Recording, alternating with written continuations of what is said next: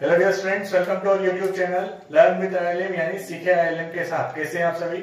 आज का जो हमारा लेक्चर है वो सॉलिड स्टेट यानी ठोस अवस्था का पार्ट 7 है, जिसमें हम संकुलन दक्षता यानी पैकिंग एफिशिएंसी के बारे में बात करेंगे। तो आप चैनल पर नए आए हैं तो चैनल को सब्सक्राइब करते हुए बेल आइकन को प्रेस कर दें ताकि आपको सारे नोटिफिकेशन जो भी वीडियोस आएंगे उसके मिलते रहे। और अगर आपने लास्ट के सॉलिड स्टेट के लेक्चर्स नहीं देखे हैं तो ऊपर आपको आई बटन दिख रहा होगा, उस पर आप प्रेस करेंगे तो आपको बाकी के लेक्चर्स 12th क्लास के 11th क्लास के सभी के लेक्चर्स आपको वहां पर दिख जाएंगे जो भी आपको चाहिए।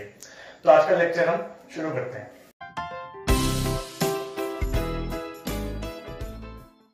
आज का हमारा टॉपिक जो है वो है पैकिंग एफिशिएंसी, जो सामने आपको दिख रहा होगा। Packing efficiency of solids, Hindi में इसको बोलते हैं ठोस की संकुलन दक्षता। दक्षता बोले या क्षमता बोले, बात एक ही है। अब सर ये कैसी बात बोली आपने कि पैकिंग एफिशिएंसी ऑफ सॉलिड।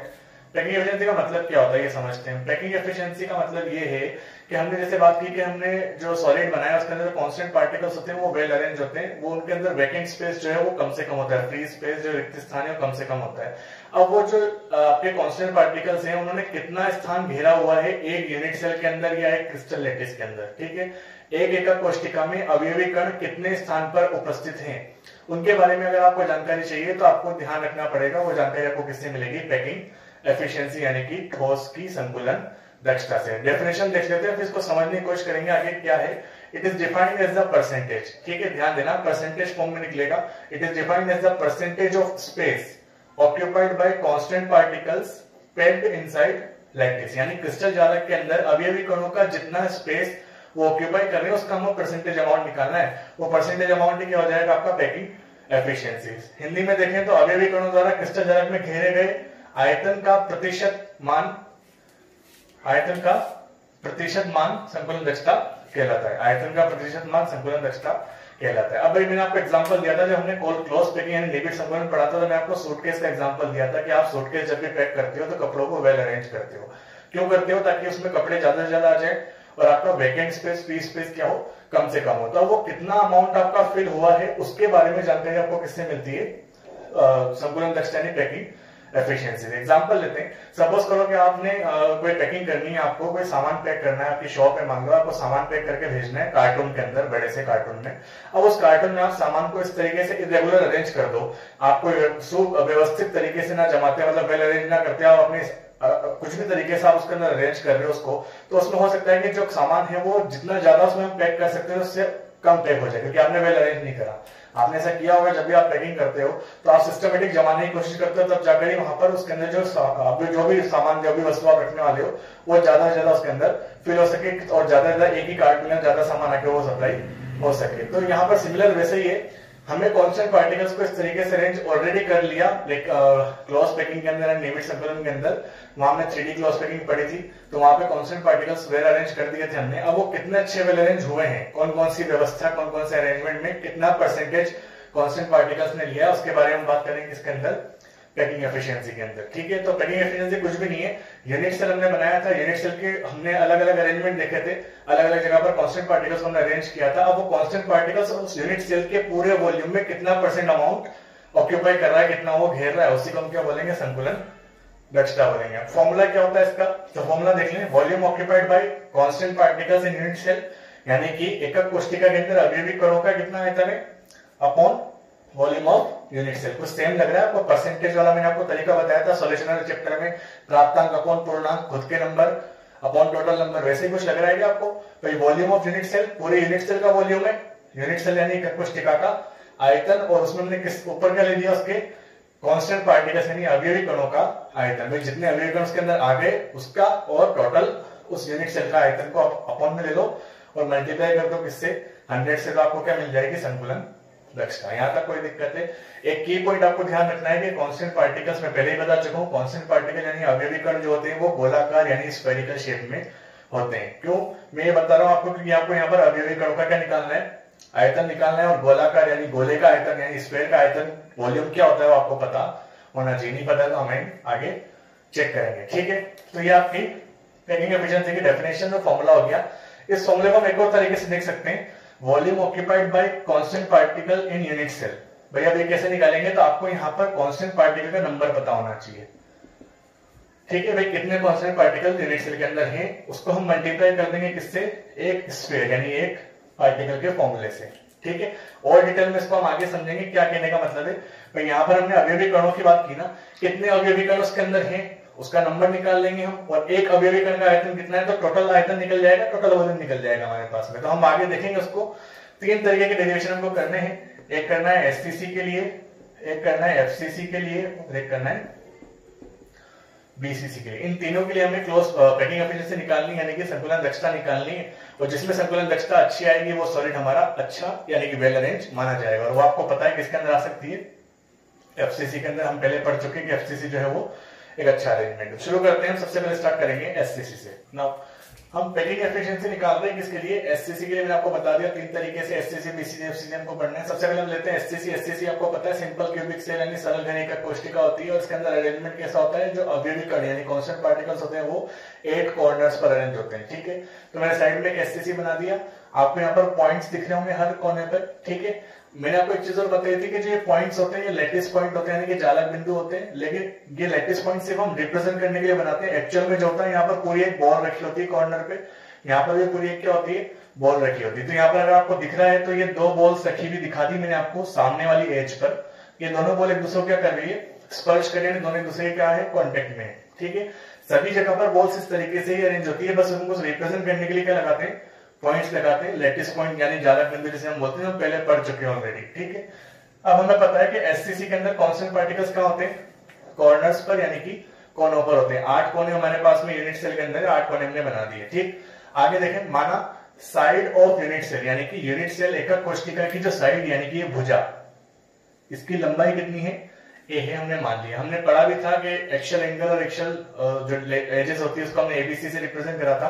तो ये सिंपल क्यूबिक सेल है, क्यूब है, और क्यूब के अंदर ए, ये सारी भुजाएं यानी कि सारी साइड्स जो होती है उनकी लेंथ क्या होती है, सेम होती है। तो इसकी ए है, तो सभी जितनी भी आपको एजेस दिख रही है उन सभी की कितनी होगी, ये भी कितनी होगी आपके पास में ए होगी, ये भी ए होगी, ए बी का डिस्टेंस भी कितना होगा, स्मॉल ए होगा। तो यहाँ पर हमने ले लिया, कंसिडर कर लिया कि साइड ऑफ यूनिट सेल क्या है आपका, स्मॉल ए है, ठीक है। रेडियस ऑफ कांस्टेंट पार्टिकल यानी कि जो कांस्टेंट पार्टिकल हमने रखा है इसका रेडियस कितना ले लिया हमने, आर, इसका भी रेडियस कितना ले लिया, आर। रेडियस मतलब होता है त्रिज्या, तो त्रिज्या हमने कितनी ले ली, आर ले ली, ठीक। अब वॉल्यूम ऑफ स्फीयर यानी कि गोले का आयतन कितना होता है, 4/3 पाई आर क्यूब। ये मैंने आपको सामने लिख दिया, आपको मैथमेटिकल फॉर्मूला याद होना चाहिए, ठीक है। अब पैकिंग एफिशिएंसी का फॉर्मूला हमने पहले कुछ और लिखा था, पर मैंने आपको बताया था उसको कैसे चेंज करेंगे। पहले क्या फॉर्मूला था कि volume of constant particles in unit cell. अब हमने क्या करा, उसका एक्चुअल डेटा निकालने के लिए हमने क्या कर दिया, number of constant particles, unit cell number of constant particle into volume of sphere. भाई इस यूनिट सेल के अंदर टोटल कितना कांस्टेंट पार्टिकल है, मतलब हमने निकाला था एससीसी के अंदर। एससीसी में क्या था, एससीसी में कितने कॉर्नर्स हैं, 8 कॉर्नर। एक कॉर्नर का कितना पार्ट होता है यूनिट सेल के अंदर, 1/8 इज इक्वल टू कितना हो जाएगा, 1। मतलब यहाँ पर इसके अंदर टोटल नंबर ऑफ एटम, इस पूरी यूनिट सेल के अंदर टोटल एटम कितने होंगे, सिंगल एटम होगा, सिर्फ एक एटम होगा। अब आप बोलोगे सर आप तो 8 एटम की बोल रहे थे, भाई 8 एटम कॉर्नर्स पर लगे हुए हैं, पर इस पर्टिकुलर यूनिट सेल के अंदर कितना एटम प्रेजेंट है। यूनिट सेल के अंदर अंदर की बात करेंगे, कुछ चीजें तो बाहर भी जाएगी ना आपके पास, हम पहले निकाल चुके हैं एससीसी अरेंजमेंट के अंदर, लेक्चर नहीं देखा है तो वो देखे, वहां पता चल जाएगा आपको कि 8 कॉर्नर्स पर बोले, एक बोल का कितना शेयरिंग होता है 1/8। तो यहाँ पर टोटल यूनिट सेल के अंदर, एससीसी यूनिट सेल के अंदर यानी एकक कोशिका के अंदर कितने एटम सारे आपके पास में, 1 एटम। तो नंबर ऑफ एटम कितना हो गया, यानी नंबर ऑफ कांस्टेंट पार्टिकल कितने हो गए यूनिट सेल के अंदर, 1 हो गया। Volume of sphere 4/3 pi R cube हो गया, और बटे में क्या, अपॉन में क्या देखा आपको, वॉल्यूम ऑफ यूनिट सेल। तो यूनिट सेल जो है आपके पास में क्या है, यहां लिख देता हूं मैं, volume of unit cell. Unit cell का वॉल्यूम क्या होगा, भुजा का क्यूब यानी ए क्यूब। अब यहां तक कोई प्रॉब्लम नहीं है, हम यहां पर इसको, ये हमने वैल्यूज निकाल ली। अब हमें करना क्या है, देखो आपको यहां पर हर डेरिवेशन है, चाहे वो एससीसी हो चाहे वो बीसीसी हो, हमेशा आपको ए और स्मॉल आर के बीच में रिलेशन फाइंड करना पड़ेगा। ऐसा क्यों भाई, तो देखो यहां पर अगर आप स्क्वायर का वॉल्यूम रखोगे तो 4/3 पाई आर क्यूब आएगा, और यूनिट सेल का वॉल्यूम रखोगे तो यूनिट सेल तो ऑलवेज ए क्यूब भी आने वाला है। तो ए को और आर को आपको हटाना पड़ेगा, कैंसिल आउट तो करना पड़ेगा, वैल्यू कैसे निकालेंगे हम, तो ए और आर को हमको क्या करना है, आपस में रिलेट करना पड़ेगा। तो रिलेट कैसे करेंगे हम, यहाँ पर डायग्राम से। तो मैं यहाँ लिख देता हूं फ्रॉम डायग्राम। क्या दिख रहा है आपको डायग्राम में, A B is equal to क्या है, आर प्लस आर कितना हो रहा है, 2r। और मुझे बताओ ए बी की लेंथ किसके इक्वल है, ए के, तो मैं लिख सकता हूँ ए इज इक्वल टू क्या हो गया 2r। ये इंपॉर्टेंट चीज है, रिलेशन इंपॉर्टेंट है, बोर्ड में इस तरीके के क्वेश्चन बन जाते हैं। कई बार आपको यूनिट सेल दे देते हैं, आपको यूनिट सेल की एज दे देते हैं और आपसे रेडियस पूछ लेते हैं, या फिर रेडियस देकर आपसे एज पूछ लेते हैं। तो ये रिलेशन आप ध्यान रखना, लास्ट में सभी के रिलेशन में ट्रिक करके लिख दूंगा छोटी सी। तो यहाँ पर आपके पास में a इज इक्वल टू क्या आ गया 2r। अब हम वैल्यू पुट कर देते हैं यहाँ पर। नंबर ऑफ यूनिट सेल कितना है हमारे पास में, number of sorry constant particle कितने हैं, एक हमने निकाल लिया। वॉल्यूम ऑफ स्फीयर क्या है 4/3 पाई r cube upon a cube था, पर a की जगह पर आप क्या रख सकते हो 2r और q रखना है, ताकि r से r कैंसिल होकर कहां चला जाए अपने घर। तो बताओ यहाँ पर क्या आ जाएगा 4/3 पाई r क्यूब अपॉन 2 का क्यूब कितना होता है आजकल 8 और r का क्यूब r क्यूब। बताओ कोई घर जा रहा है क्या, ये जा रहे हैं घर, जानना को घर पे मल्टीप्लाई में 100 को नहीं भूलना है। अब बताओ 4 से ये भी कैंसिल हो जाएगा, कितना टाइम्स जाएगा 2 टाइम्स। क्या बचा है यहाँ पर बताओ पाई अपॉन कितना हो गया 2 मल्टीप्लाई बाई 3 6 इंटू 100। जब आप इसको सॉल्व करोगे तो आपके पास में पैकिंग एफिशिएंसी आएगी 52.4%। थोड़ा रफली अगर देखें तो 36 कुछ आएगा, पर हम 52.4% इसको ले सकते हैं, ठीक है। तो एससीसी के अंदर हमारे पास में पैकिंग एफिशिएंसी कितनी है 52.4%। इसका मीनिंग ये है कि इस यूनिट सेल के अंदर जो कांस्टेंट पार्टिकल्स का वॉल्यूम है वो कितना है ओनली 52.4%। तो 100 में से इसको माइनस कर दें जरा, तो कितना बचेगा बताओ, वैकेंट कितना हुआ 47.6% पार्ट जो है वो वैकेंट है। वैकेंट मतलब खाली है। ये बात समझ में आ गई आपको। पैकिंग एफिशिएंसी का यूज क्या कर रहे हैं हम कि भाई हमने पूरा पैकिंग एफिशिएंसी निकाला, कितना आ रहा है 52.4% आ रहा है। 52.4% का मतलब ये है कि अवयवी कण यानी कांस्टेंट पार्टिकल का जो वॉल्यूम है वो 52.4% पे है, बाकी जो हिस्सा है वो सब क्या है आपका खाली है। तो ये हमने 52.4 निकाला। चेक करेंगे एफसीसी के अंदर, बीसीसी के अंदर, देखते हैं वहां पर हमारा क्या अरेंजमेंट आता है। यहाँ पर कोई प्रॉब्लम है आपको, एससीसी हमने क्या करा साइड मान लिया ए, ये सभी में चलेगा, इसमें कोई चेंज नहीं करना है हमारे को, बस यहाँ पर डायग्राम चेंज होंगे और ये रिलेशन ए और आर के बीच में जो रिलेशन है वो चेंज होने वाला है, बाकी सब कुछ सेम। इसको सॉल्व करोगे आप 52.4% आपके पास में आंसर आएगा। इसका मीनिंग ध्यान रखना है, 52.4% का मीनिंग ये है कि कांस्टेंट पार्टिकल जो है वो 52.4% एरिया मतलब वॉल्यूम पर है और रिमेनिंग 47.6% जो है आपका वैकेंट है। यहां तक कोई दिक्कत है? नेक्स्ट हम लेंगे एफसीसी के बारे में। नेक्स्ट पैकिंग एफिशिएंसी हम निकालेंगे एफसीसी के लिए। एफसीसी यानी फेस सेंटर्ड क्यूब यानी कि फलक केंद्रीय एकक कोष्ठिका। जो आपको याद होगा फेस सेंटर्ड क्यूब के अंदर अवयवी कण यानी कांस्टेंट पार्टिकल्स कहां पर अरेंज होते हैं, कॉर्नर्स पर तो होते ही होते हैं, एज वेल फेस के सेंटर पे भी होते हैं। तो कॉर्नर्स 8 थे और फेस कितने हमारे पास में 6, और 6 फेस के सेंटर पे भी जो कांस्टेंट पार्टिकल्स है वो अरेंज होंगे, ठीक है। रेडियस अगेन आपका कांस्टेंट पार्टिकल का आर रहने वाला है। वॉल्यूम ऑफ स्फीयर चेंज होने वाला है नहीं, गोले का आयतन 4/3 पाई आर क्यूब ही रहेगा। चेंज होने वाली वैल्यूज क्या क्या है वो देख लेते हैं। नंबर ऑफ कांस्टेंट पार्टिकल्स सबसे पहले ये फाइंड करते हैं हम यहाँ पर। तो इन एफसीसी हम पहले पढ़ चुके हैं, 8 कॉर्नर्स मल्टीप्लाई बाई एक कॉर्नर का कितना पार्ट होता है 1/8 प्लस 6 फेस सेंटर और एक सेंटर का कितना होता है 1/3। तो यहाँ पर टोटल पार्टिकल्स कितने हो गए 1 + 3 = 4। तो यहाँ पर number of constant particles unit cell के अंदर कितने आएंगे 4 आएंगे। लेटिस पॉइंट आपको पता है, लेटिस पॉइंट कितने थे यहाँ पर 14 थे आई थिंक। यहाँ पर 8 कॉर्नर्स पे और 6 पे तो 14 लेटिस पॉइंट था। लेटिस पॉइंट एक अलग चीज है, बट एकक कोष्ठिका यूनिट सेल के अंदर कितने एटम्स आ रहे हैं वो कितने हमारे पास में 4 है, ठीक। अब वॉल्यूम ऑफ स्फीयर आपका सेम है। वॉल्यूम ऑफ यूनिट सेल का वॉल्यूम जो आपका आता है वो आता है ए क्यूब, पर मैंने आपको बताया था ए और आर के बीच में रिलेशन आपको फाइंड करना पड़ेगा। तो जरा यहाँ पर फोकस करते हैं। हमने यहाँ पर क्या करा, देखो पॉइंट्स यहाँ पर होंगे, सब जगह बॉल्स होंगी, सब जगह कांस्टेंट पार्टिकल्स होंगे, पर हम इस फेस के ऊपर फोकस कर रहे हैं सिर्फ, है ना। हमने क्या करा, हमने कुछ नहीं करा। एफसीसी आपको पता है कॉर्नर्स पर तो हो गई, तो ये एक कॉर्नर और ये दूसरा कॉर्नर, ये साइड वॉल है ना, साइड की दीवार समझो इसको इस तरीके से। तो यहाँ पर कांस्टेंट पार्टिकल एक कोने पे है और एक इस विकर्ण यानी डायगोनल के इस वाले कॉर्नर पर है, और बीच में भी एक फेस, ये फेस का सेंटर है ना, देखो ये पूरा फेस है आपका, और इस सेंटर पे भी एक बॉल रखा हुआ है। तो आपको पता चल रहा है एक बॉल का रेडियस आर है और बीच में पूरी बॉल आ रही है, तो एक रेडियस इस तरफ का और एक रेडियस इस तरफ का, ठीक है। 2r आएगा मतलब आर आएगा और एक और r। तो मुझे बताओ यहाँ पर डायग्राम से आपको AC कितना दिख रहा है। अगर मैं यहाँ पर लिखूं फ्रॉम डायग्राम AC कितना दिख रहा है आपको 4r। यहां तक कोई दिक्कत है? अब हमें AC को ही निकालना है एक ही टर्म्स के अंदर। तो आपने पाइथागोरस थ्योरम पढ़ी होगी। अगर हम ट्राइंगल ABC लें, क्या लें हम, फ्रॉम ट्राइंगल AB सी। कौन सा ए बी सी है? ए बी और सी। इसको मैं अगर रफली बनाऊं, सामने से देखोगे आप तो कुछ इस तरीके से राइट एंगल ट्राइंगल यानी समकोण त्रिभुज दिखेगा आपको। ये ए होगा, ये बी होगा और ये क्या होगा? सी। तो ये आपका क्या है? कर्ण। कर्ण को इंग्लिश में क्या बोलते हैं मुझे नहीं पता, शायद हाइपर कुछ बोलते हैं, देख लेना आप। तो आपने पाइथागोरस थ्योरम देखी है, तो इसका जो स्क्वायर होता है ये क्या है आपका? ए सी। इसका स्क्वायर इसके स्क्वायर और इसके स्क्वायर के सम के इक्वल होता है। तो ट्राइंगल एबीसी के अंदर क्या होगा, मैं अगर लिखूं यहां पर, तो A C square is equal to A B square plus B C square. ठीक है, ए बी स्क्वायर क्या होता है? A B square, A B ये है आपका, इसकी लेंथ वैल्यू कितनी है? ए। बी सी कितनी है? ए। और ए सी तो हम फाइंड कर रहे हैं, तो ए सी स्क्वायर को एज इट इज रहने देते हैं। ए बी स्क्वायर कितना हो जाएगा? ए स्क्वायर और B C square is equal to A square. तो हम लिख सकते हैं यहाँ पर क्या? 2a स्क्वायर, और दोनों तरफ रूट ले लेंगे तो ए सी की वैल्यू कितनी आ जाएगी हमारे पास में? A C will be equal to √2a।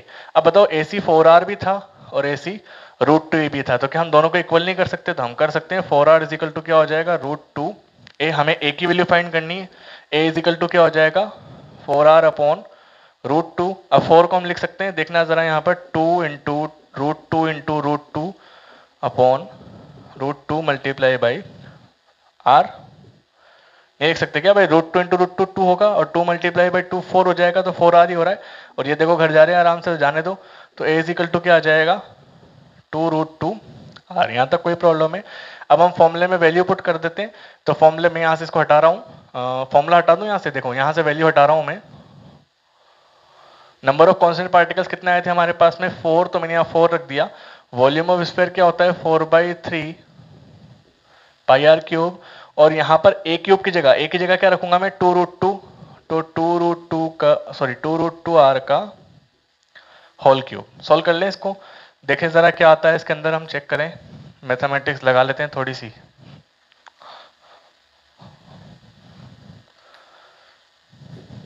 ठीक है, क्या हो जाएगा बताओ? 4 multiply by 4/3 pi R cube upon 2 का क्यूब कितना हो जाएगा? 8, एंड √2 का क्यूब √2 इंटू √2 इंटू √2, तो 2√2 हो जाएगा। और यहाँ पर r क्यूब मल्टीप्लाई बाई 100। कौन घट जा रहा है? r क्यूब से r क्यूब घट जा रहा है। और यहाँ पर 4 16 होता है और 8 16, तो ये भी आपके कैंसिल आउट हो जाएंगे। बचेगा सिर्फ और सिर्फ क्या आपके पास में? यहाँ पर आपके पास रिमेनिंग बच रहा है पाई अपॉन 3√2 मल्टीप्लाई बाई 100। इसको जब आप सॉल्व करेंगे तो आपके पास पैकिंग एफिशिएंसी आएगी 74%, जो कि हाईएस्ट होती है। ठीक है, यहाँ पर इस वाले केस में सिर्फ सिंपल क्यूबिक केस के अंदर, सॉरी आपके क्यूबिक यूनिट सेल के अंदर ये हाईएस्ट है। ऐसा नहीं कि पूरे सॉलिड के अंदर ये हाईएस्ट है, और भी अरेंजमेंट होते हैं। हमने 7 टाइप्स की यूनिट सेल पढ़ी थी, पर क्यूबिक यानी कि क्यूबिक यूनिट सेल यानी कि घनीय का कोष्टिका के अंदर जो हाईएस्ट आता है वो किसका आता है? एफसीसी का आता है। वो कितना हमारे पास में? 74%। रिमेनिंग कितना बचा हमारे पास? 26%, जो कि क्या है? खाली है। ठीक, तो ये हमारा किसका हो गया? एफसीसी का। लास्ट हमारा बचा है बीसीसी का, उसको चेक करते हैं। नेक्स्ट देखते हैं, नेक्स्ट है हमारा packing efficiency for BCC. Last है हमारा पैकिंग एफिशिएंसी के डेरिवेशन के अंदर।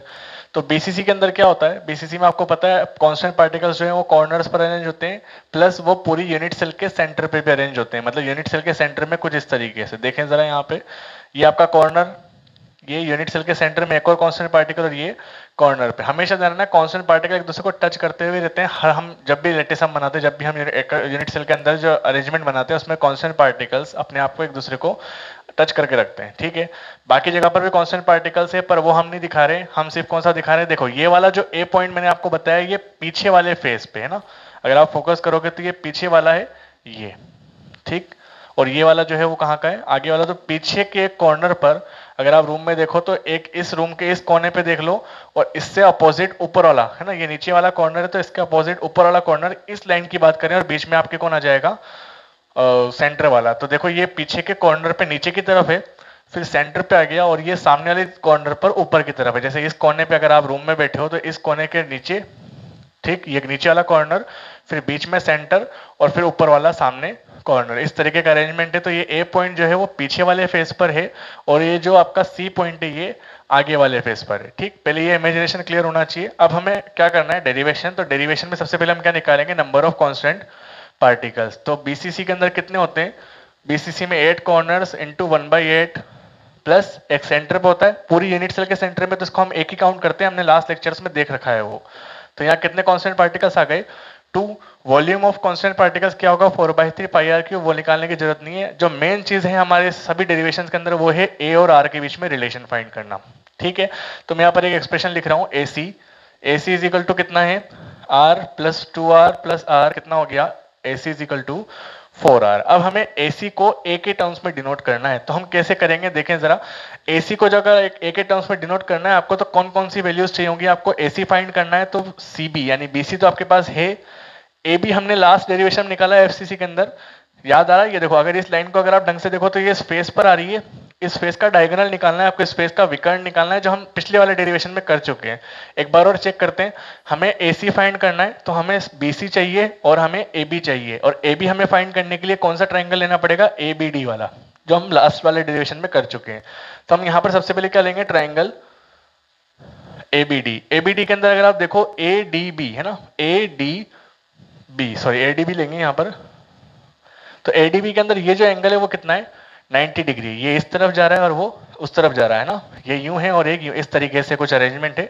तो ये एंगल कितना आएगा आपके पास में? 90 डिग्री। ये ठीक है, ये यूं जा रहा है, ये यूं जा रहा है, तो 90 डिग्री एंगल है। तो ये आपका क्या हो जाएगा? कर्ण। तो पाइथागोरस लगाएंगे यहाँ पर हम, तो क्या होगा बताओ? AB का square is equal to AD square plus BD square, ये होगा। और AD square plus BD square किसके इक्वल हो जाएगा? 2A स्क्वायर के। कैसे? AD की वैल्यू कितनी है? A, और BD की वैल्यू कितनी है? A, तो A square plus A square, 2A square हम लास्ट वाले डेरिवेशन में हम कर चुके हैं। तो AB स्क्वायर या AB की वैल्यू कितनी आ गई यहाँ पर?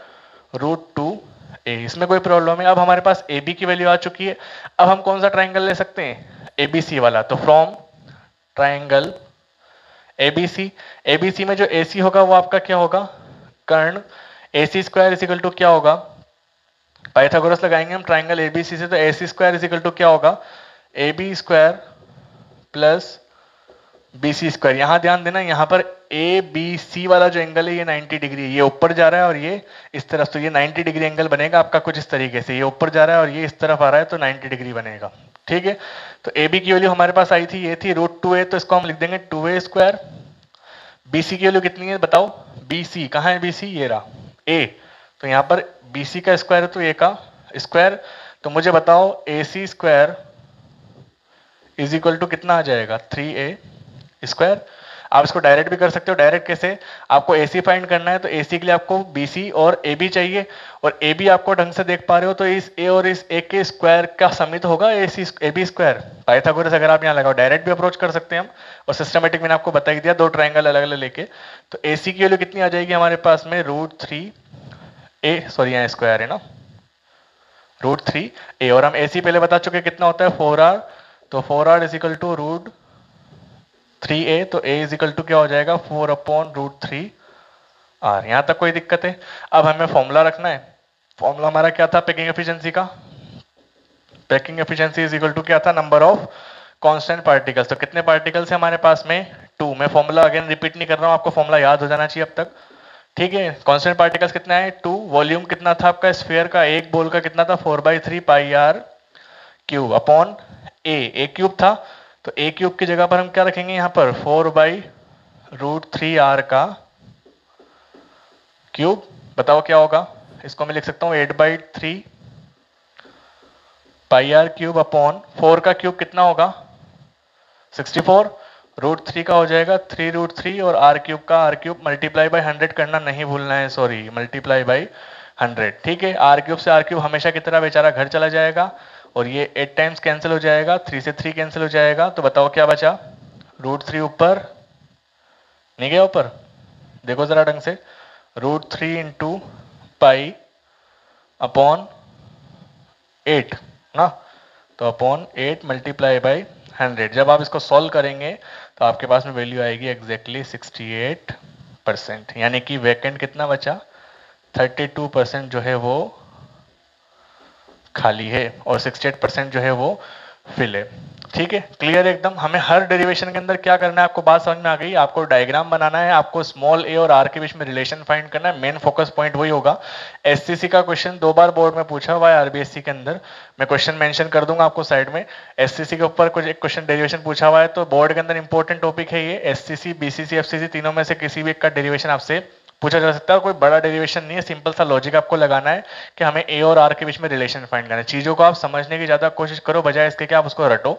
तो समझ के अगर चलोगे तो आपको एक बार समझना है इसको, बाकी आप हमेशा इसको कर लोगे। अप्रोच क्या करना है, ए और स्मॉल आर, स्मॉल ए और स्मॉल आर के बीच में रिलेशन फाइंड करना है, और जो फॉर्मूला हमारा है उस फॉर्मूले के अंदर वैल्यूज को पुट करना है, आपका डेरिवेशन हो जाएगा। तो आपको पता चल गया एससीसी, बीसीसी और एफसीसी के अंदर कितना कितना आपके पास में आ गया। तो मैं यहाँ पर एक छोटी सी टेबल बना देता हूँ। एक छोटी टेबल आपको सामने दिख रही होगी। एससीसी बीसीसी को डायरेक्ट याद करने के लिए आप छोटी सी एक टेबल बना लें ताकि आपको रिलेशंस क्लियर होंगे। एससीसी के अंदर कोऑर्डिनेशन नंबर कितना होता है, 6, मैंने आपको बताया था। बीसीसी के अंदर कितना होता है, 8, और एफसीसी के अंदर कितना होता है, 12। कोऑर्डिनेशन नंबर आपको ध्यान रखने है। छोटा सा क्वेश्चन एक पूछ लिया आपसे। पैकिंग एफिशिएंसी की बात करें तो अभी हमने निकाली एससीसी की 52.4% होती है। अच्छा, क्वेश्चन घुमा के भी आपसे पूछा जा सकता है कि भाई वैकेंट स्पेस कितना होता है, तो अपोजिट हमने पढ़ लिया कि वैकेंट स्पेस आप क्या करोगे, 100 में से माइनस कर दोगे।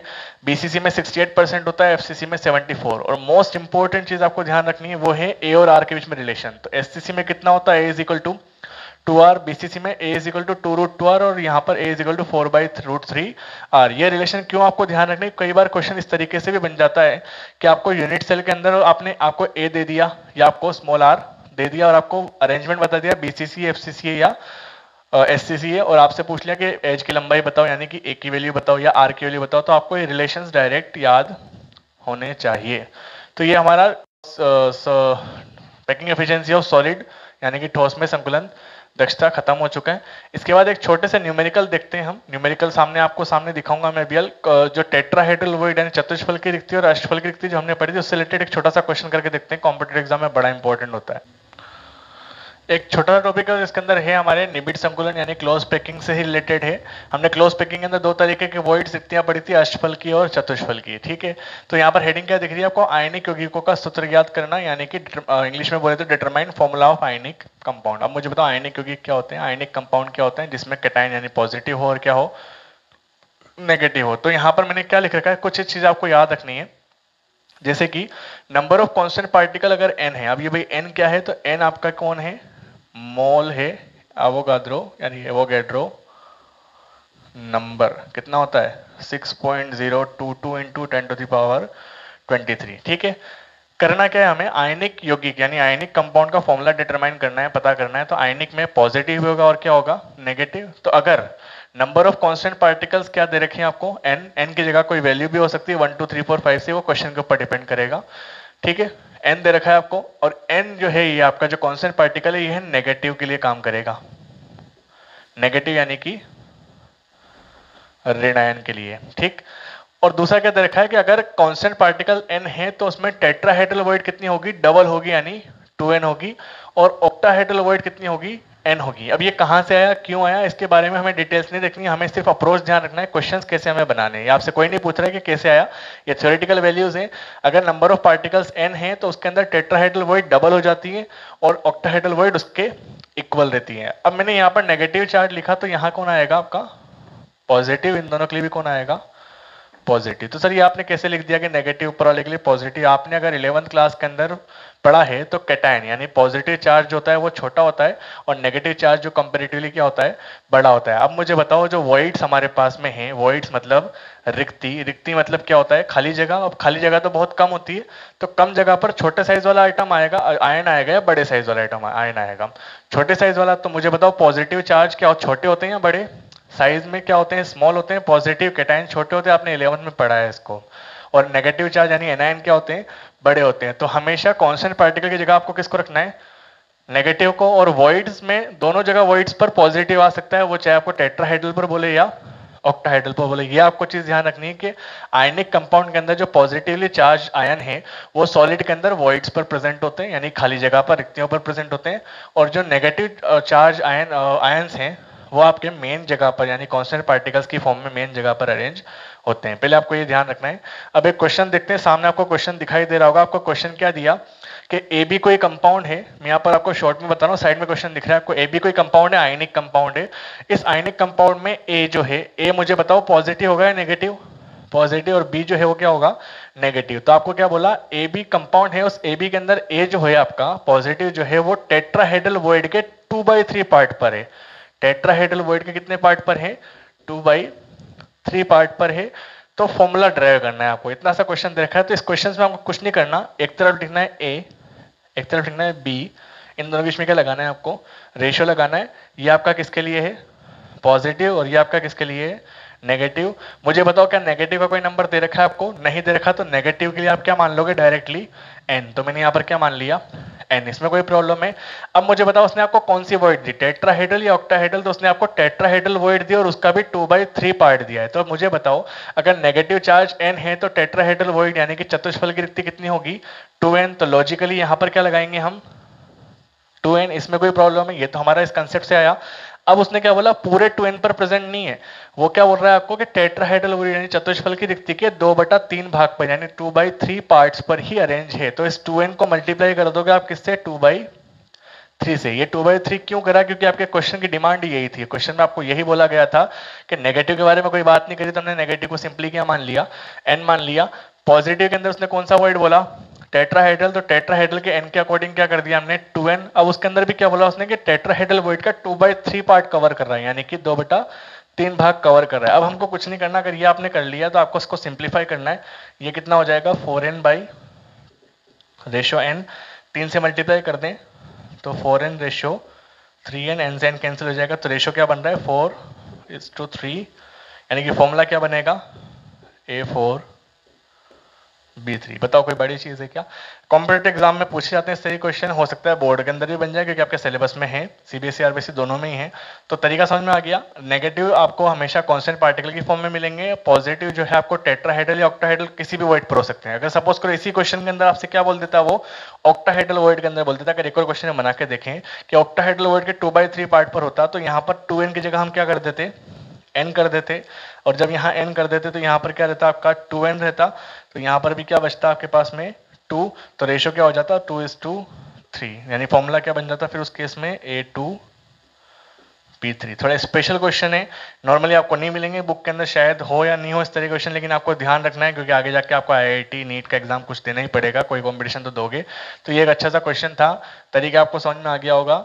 और पैकिंग एफिशिएंसी का हमने फॉर्मूले ड्राइव कर लिए तीनों के अंदर। इस लेक्चर को अच्छे से देखें। नेक्स्ट लेक्चर कल आपका आ जाएगा। नेक्स्ट लेक्चर जो हमारा है वो डिफेक्ट्स के ऊपर होगा यानी कि त्रुटियों के ऊपर होगा। तो आप चैनल पर नए नए तो वैसे मुझे लगता नहीं आए होंगे, पुराने ही होंगे। अगर नए आए हैं तो सब्सक्राइब कर दें, लाइक कमेंट कर दें, कोई दिक्कत है कमेंट करके बता दें। और अगर लाइक कमेंट सब्सक्राइब नहीं भी करते हैं तो वीडियोस देख ले, अपने समय का सदुपयोग करें घर बैठे आराम से। Thank you.